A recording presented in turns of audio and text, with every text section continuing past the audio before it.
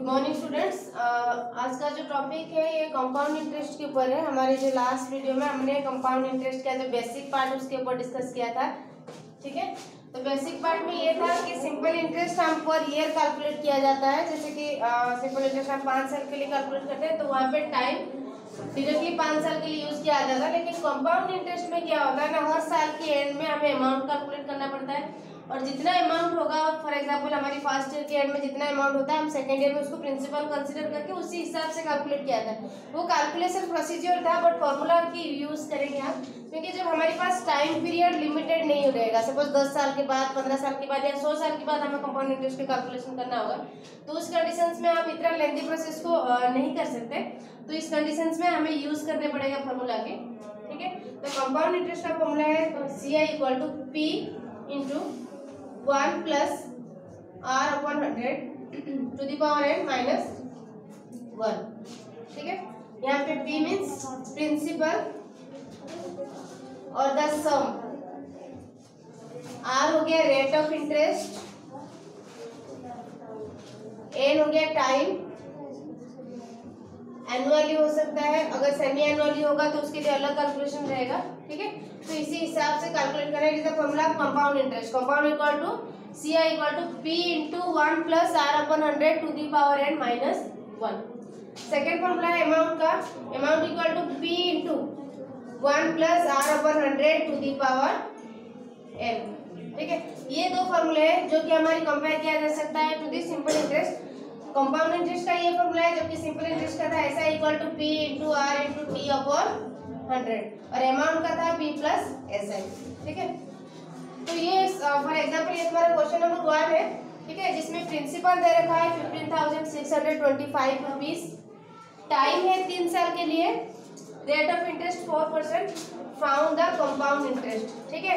इस प्रोसेस को हम जनरल प्रोसेस में कर सकते हैं, जैसे मैंने कल बताया था, पहले साल की अमाउंट कैलकुलेशन होगा, सॉरी सिंपल इंटरेस्ट कैलकुलेशन होगा, फिर एंड में अमाउंट करके फिर सेकंड ईयर में उसको हमें प्रिंसिपल कंसीडर करना है। वो तुम्हारे जनरल प्रोसीजर था। लेकिन अगर हम फॉर्मूला के अकॉर्डिंग जाएंगे then CI equal to P into 1 plus R upon 100 to the power n minus 1। तो प्रिंसिपल हमारी कितना है 15,625 rupees, 15,625 rupees, 1 plus rate of interest कितना है 4 अपॉन 100, टाइम 3 इयर्स के लिए to the power 3 minus 1।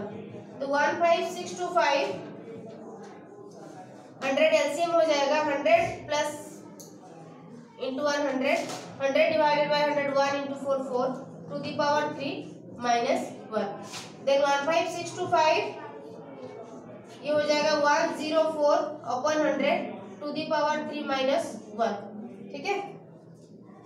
Then यहाँ पे देखो बोर्डमास अप्लाई होगा, इसलिए ब्रैकेट की काम पहले हम इसको सिंप्लीफाई करके जितना आएगा डिनोमिनेटर के साथ इसको कैंसिल आउट करेंगे। तो यहाँ पे हमारी जो फ्रैक्शन हुआ है 104 अपॉन 100, इसको अगर मीन्स क्या है टू दी पावर 3 मीन्स क्या 3 टाइम्स मल्टीप्लिकेशन होगा। अगर हम इसको सिंपली 104 करेंगे तो इसमें भी कोई प्रॉब्लम नहीं होगा। थोड़ा मल्टीप्लिकेशन को आसान करने के लिए हम इसको कैंसिलेशन प्रोसेस में यूटिलाइज कर लेते हैं, ठीक है। दैट मीन्स यहाँ पे हम 2 में 52, 2 हो गया 50, देन 2 हो गया 26, 2 हो गया 25, ठीक है। नेक्स्ट हो जाएगा 15,625 ब्रैकेट में हो जाएगा 26 upon 25 to the power 3 minus 1। 15,625 26 into 26 into 26 ये हो गया 25 इंटू 25 इंटू 25 माइनस 1। तो 15,625 यहाँ पे मल्टीप्लाई करते हैं 26 156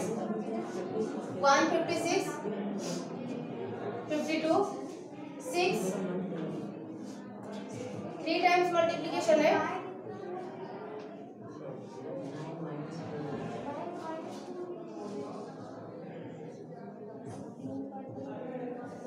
6 7 5 7, ठीक है। तो हो जाएगा 17576 अपॉन 25 इंटू 25 इंटू 25 हो गया 15,625 माइनस 1, ठीक है। देन 15,625 जब इसको हम एलसीएम लेंगे 15,625 17576 माइनस 1 से डिवाइड हो जाएगा तो हो जाएगा 15625, ठीक है। देन 15625 इसको माइनस किया जाएगा 15 15625 कैंसिल, देन ओनली रह जाएगा 1951। It is answer. ये हो गया आपका कंपाउंड इंटरेस्ट। ठीक है, जब इसको हम फॉर्मूला की वाइज यूज करेंगे, डायरेक्टली तो कल हुआ था जिसको हमने हर साल के एंड में अमाउंट कैलकुलेशन किया था, और फॉर्मूला के वाइज हम यूज करेंगे तो आंसर आ जाएगा। थोड़ा कैलकुलेशन लेंदी रहेगा, लेकिन इसी प्रोसेस में करना है फॉर्मूला को यूज करके। ठीक है, तो ये था क्वेश्चन नंबर 1, जिसमें हमारी कैलकुलेशन को लेके कोई प्रॉब्लम नहीं है, क्योंकि इसमें जो कैलकुलेशन हुआ है हमारे कंपाउंड इंटरेस्ट वो एनुअली कैलकुलेट किया है हमने। ठीक है, और कुछ क्वेश्चन है जिसमें हमें कंपाउंड इंटरेस्ट को कैलकुलेट करना है, वो सेमी एनुअली प्रोसेस में हो जाएगा। ठीक है, सेमी एनुअली मींस क्या है, हर 6 महीने में। और किसी टाइप के क्वेश्चन में आपको क्वार्टरली मिलेगा। ठीक है, सपोज फॉर एग्जांपल है क्वेश्चन नंबर 2 है इसी प्रोसेस में, जहां पे प्रिंसिपल दे रखा है 15625। ठीक है, रेट ऑफ इंटरेस्ट दे रखा है 8%, टाइम हो गया ईयर्स। ठीक है, और कैलकुलेशन करना है कंपाउंड इंटरेस्ट हमें सेमी एनुअली, मींस क्या है, हर 6 मंथ में हमें कैलकुलेशन करना है। ठीक है, हर 6 मंथ मींस क्या है, पर ईयर, एक साल में हमें 2 टाइम करना पड़ेगा। ठीक है, 6 मंथ में हर साल में हमें 2 बार जो उसका इंटरेस्ट है उसको कैलकुलेट करना पड़ेगा, 2 टाइम्स। इसलिए जब ऐसी टाइप का क्वेश्चन हमारे पास आए, मतलब एनुअली कुछ छोड़ के सेमी एनुअली या क्वार्टरली, तो इस क्वेश्चन में देखो ईयर 2 1 2 + 1 3/2 ईयर्स है, हमें कैलकुलेशन करना पड़ेगा 2 टाइम्स, 2 बार, क्योंकि सेमी एनुअली कैलकुलेशन हो रहा है, मींस हर 6 महीने में हमें एक बार ब्याज कैलकुलेट करना पड़ेगा, इसलिए मल्टीप्लाई 2, तो टाइम यहाँ पे हमारे 3 हो गया। ठीक है, और रेट ऑफ इंटरेस्ट कितना है, 8 है, ये एनुअली है, पर एनुअली, लेकिन हमारी कैलकुलेशन यहाँ पे सेमी एनुअली होगा तो हो जाएगा divided by 2, that means 4% rate हो गया। फिर उसी प्रोसेस में हमें कंपाउंड इंटरेस्ट कैलकुलेट करना है, CI = P × 1 + R/100 to the power n - 1। बोलो,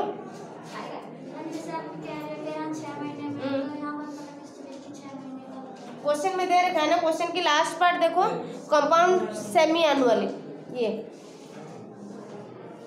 हर 6 महीने में, हर 6 महीने में कैलकुलेट करेंगे, मींस एक साल में हमें 2 बार लेना पड़ेगा। 6 महीने 6 महीने 12 महीने होता है ना, 12 महीने होता है, क्योंकि हमारे जो ब्याज की कैलकुलेशन होगा हम हर 6 महीने को लेके करेंगे, तो एक साल में 6 महीने में हमें 2 टाइम्स करना पड़ेगा। इसलिए हमने टाइम पीरियड में 2 मल्टीप्लाई किए, जबकि रेट में 2 डिवाइड किए हैं, क्योंकि साल में 8% में 6 महीने में हमें 4% ब्याज देना पड़ेगा।